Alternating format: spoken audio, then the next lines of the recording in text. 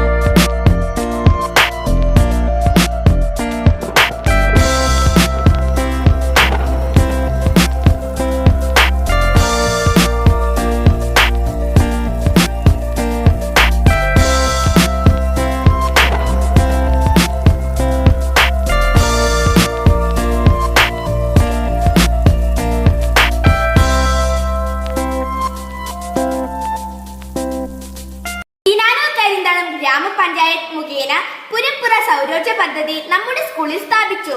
ഹോസ്ദുർഗിൽ നടന്ന ICT പരിശീലനത്തിൽ LP വിഭാഗം അധ്യാപകരായ Shanthini PN, Praseetha P, UP വിഭാഗം അധ്യാപകനായ കമലാക്ഷൻ MV എന്നിവർ പങ്കെടുത്തു. സ്കൂളിലെ പച്ചക്കറി കൃഷിയിടത്തിൽ പ്രധാന അധ്യാപകന്റെ നേതൃത്വത്തിൽ തടമിട്ടു. പാദവാർഷിക പരീക്ഷ അവസാനിച്ചു. ഈ വർഷത്തെ ഓണാഘോഷ പരിപാടി ഓഗസ്റ്റ് 29 വെള്ളിയാഴ്ച വിപുലമായി നടത്താൻ തീരുമാനിച്ചു. വാർത്തകൾ കഴിഞ്ഞു. നന്ദി, നമസ്കാരം.